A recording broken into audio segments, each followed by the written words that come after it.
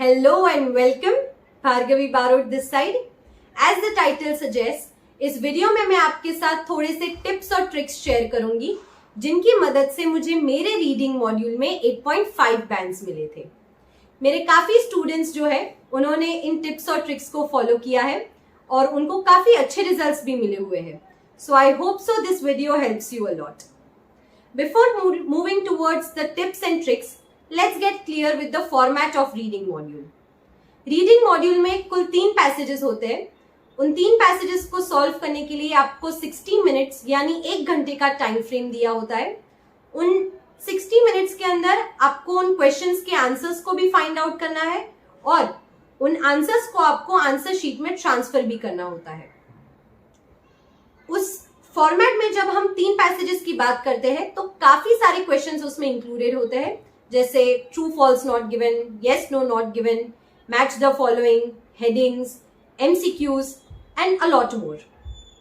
जब हमने बात फॉर्मेट की कर ली है तो let's move on to our first tip, जो रिवॉल्व करती है उस पॉइंट पर कि कौन से पैसेज को मैंने कितना टाइम एलोकेट किया हुआ था। मैं फर्स्ट पैसेज को 15 मिनट्स का टाइम देती थी, 15 मिनट्स या मैक्सिमम 17 मिनट्स का टाइम देती थी। मोस्ट प्रोबेबली 15 मिनट्स में मेरा वो फर्स्ट पैसेज जो है वो सॉल्व हो ही जाता था, बिकॉज एक्चुअली फर्स्ट पैसेज जो होता है वो कंपेरेटिवली इजी होता है। सेकेंड पैसेज को मैं 20 मिनट्स का टाइम देती थी, थर्ड पैसेज को मैं रफली 22 मिनट्स का टाइम देती थी। उसके बाद जो 2-3 मिनट एक्स्ट्रा बचते थे मेरे, उस टाइम फ्रेम में मैं वो क्वेश्चन सॉल्व करती थी जो मैं फर्स्ट, सेकेंड या थर्ड पैसेज सॉल्व करने के दौरान मैंने 1 या 2 बार रीड करने के बाद छोड़ दिए हुए होते थे। उन 2 या 3 मिनट में मैं ट्राई करती थी कि मैं उन क्वेश्चंस को वापस से रिव्यू करूं और उनके क्वेश्चंस को आंसर कर सकूं। अब जब बात हमने टाइम एलोकेशन की कर दी है, सो हम इस चीज के बारे में भी बात कर दें कि कौन से टाइप के क्वेश्चंस ऑर्डर में आते हैं और कौन से टाइप के क्वेश्चंस ऑर्डर में नहीं आते हैं। सबसे पहले बात करते हैं कि किन टाइप के क्वेश्चंस ऑर्डर में आते हैं। उनमें सबसे पहले होता है yes no not given, true false not given, MCQs, fill in the blanks यानी कंप्लीट द सेंटेंसेस। अब जब हम बात करते हैं उन टाइप के क्वेश्चंस की जो ऑर्डर में नहीं आते, तो उनमें सबसे पहले आते हैं हेडिंग्स और सभी प्रकार के मैच द फॉलोइंग वाले questions. Let's move on to our another tip, जो है read questions and instructions carefully. काफी बार क्वेश्चंस के ऊपर हमें इंस्ट्रक्शंस दी हुई होती है। Let's take an example that use no more than 3 words, मतलब वर्ड लिमिट 3 वर्ड्स की है, 3 वर्ड से ज्यादा वर्ड्स आप यूज ना करें। काफी बार स्टूडेंट्स जो है क्वेश्चंस को रीड करने की हड़बड़ाहट में उन इंस्ट्रक्शंस को रीड करना स्किप कर देते हैं और इससे काफी बार जो है सिली मिस्टेक्स भी हो जाती है। सो ट्राई करें कि आप इंस्ट्रक्शंस जो है वो केयरफुली रीड करें। काफी बार येस नो नॉट गिवन वाले क्वेश्चंस में स्टूडेंट्स ट्रू फॉल्स के आंसर्स लिख के आ जाते हैं या वाइस वर्सा। सो उस चीज में भी या उस केस में भी आपके मार्क्स जो है वो डिडक्ट होते हैं। अब जब बात हम क्वेश्चंस की करते हैं तो काफी क्वेश्चंस में नेगेशन वाले वर्ड्स यूज होते हैं, जैसे नो, नॉट एंड नेवर।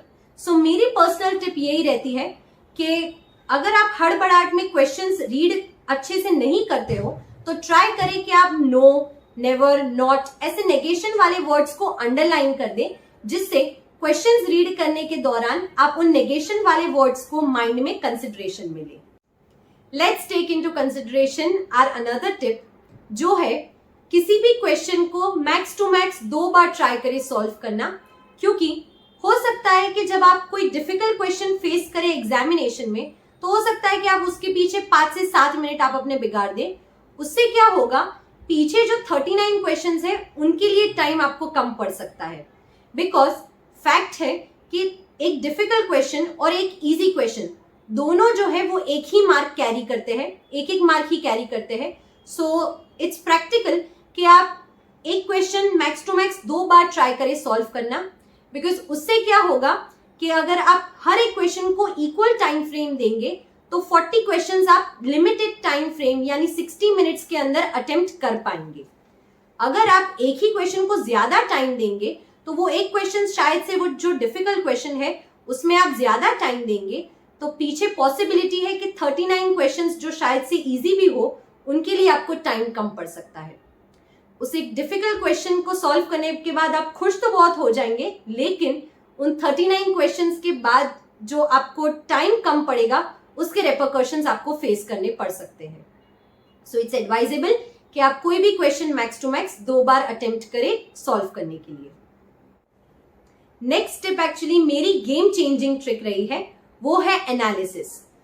काफी बच्चे क्या करते हैं कि गलत जवाब के सामने वो सिर्फ सही जवाब लिख देते हैं, लेकिन मोस्ट ऑफ द एस्पिरेंट्स एक चीज मिस आउट कर देते हैं, वो है उन गलतियों के पीछे का कारण फाइंड आउट नहीं करते। उन्होंने गलती तो कर दी और उसके बाद उनकी एक गलतियों की पैटर्न भी शुरू हो जाती है फॉर्म होना, लेकिन most of the IELTS aspirants उन गलती के पीछे का कारण फाइंड आउट नहीं करते, जिनकी वजह से उन गलतियों की पैटर्न ब्रेक नहीं हो पाती। तो पर्सनली मैं इस चीज को कैसे फॉलो करती थी, देखते हैं। मैं गलत जवाब के सामने सही जवाब तो मैं लिख ही देती थी, लेकिन उसके साथ साथ मैं उस गलती के पीछे का कारण उसके सामने ही नोट डाउन कर देती थी। जैसे कि मैं काफी टाइप की गलतियां करती थी, जैसे कि मैं कभी कभी ओपिनियन ले लेती थी रीडिंग में, सिली मिस्टेक्स कर देती थी। उसके बाद कभी कभी मैं क्वेश्चंस जो है वो हड़बड़ाहट में रीड कर देती थी। ऐसे काफी सारी जो गलतियां जो है मैंने क्वेश्चंस के सामने ही नोट डाउन की हुई थी। इससे क्या होता था कि मेरी गलतियों की पैटर्न भी ब्रेक हुई और मेरे मार्क्स में इंप्रूवमेंट भी आना शुरू हो गया था। अब दूसरी टिप है एमसीक्यूज के रिलेटेड। एमसीक्यूज में कभी कभार काफी डिफिकल्ट हो जाता है आईएलटीएस एस्पिरेंट्स के लिए कि वो मोस्टली 4 ऑप्शंस में से 2 ऑप्शंस तो एलिमिनेट कर देते हैं, लेकिन जो दूसरे 2 ऑप्शंस है उसमें सबसे ज्यादा कंफ्यूज हो जाते हैं कि कौन सा सही आंसर है।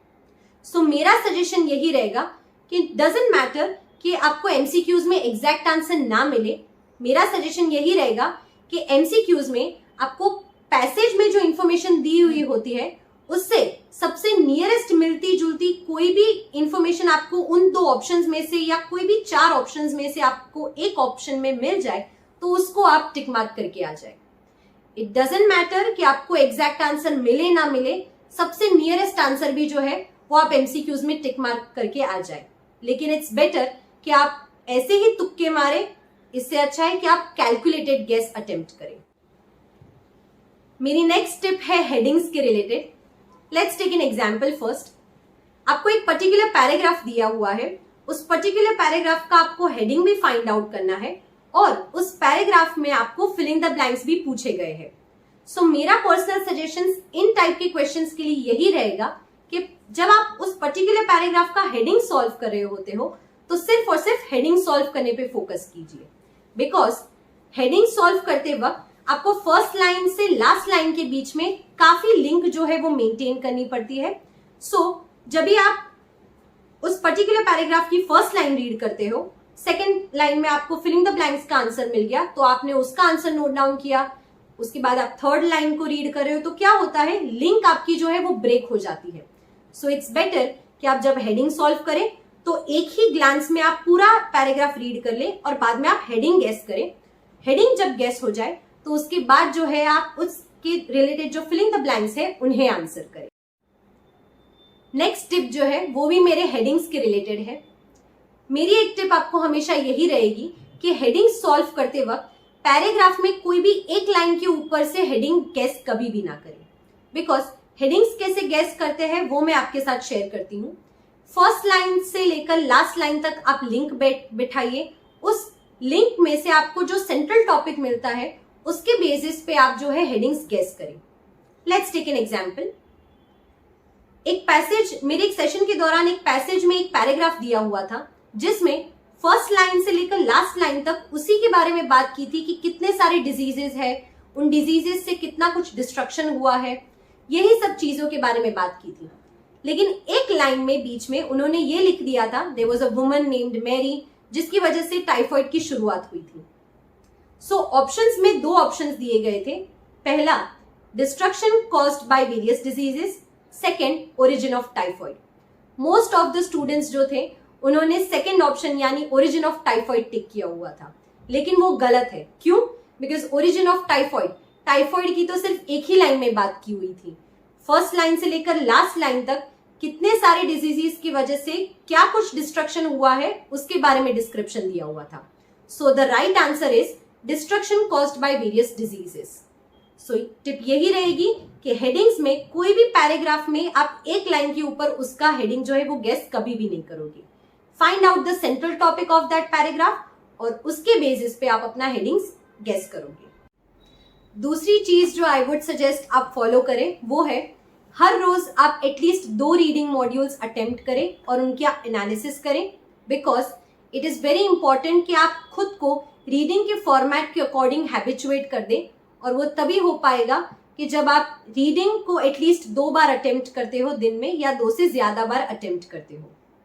सो आई होप सो आप अपनी कंसिस्टेंसी को बरकरार रखें और कंसिस्टेंट प्रैक्टिस और एनालिसिस के साथ आप अपने पैटर्न्स जो है गलतियों के उन्हें ब्रेक करें, जिससे आपको ड्रास्टिक इंप्रूवमेंट नजर आएंगे अपने मार्क्स में. So this was all about the tips and tricks जिनकी मदद से मुझे 8.5 बैंड्स मिले थे अपने रीडिंग में. आई hope so this helps you a lot. लेकिन ये चीजें तभी काम आएंगे जब आप इन्हें कंसिस्टेंटली प्रैक्टिस करेंगे और अपने डेली रूटीन में प्रैक्टिस में इंक्लूड करेंगे. Once you include this in your routine practice, आपको डेफिनेटली रिजल्ट्स मिलेंगे. Thank you so much all for watching.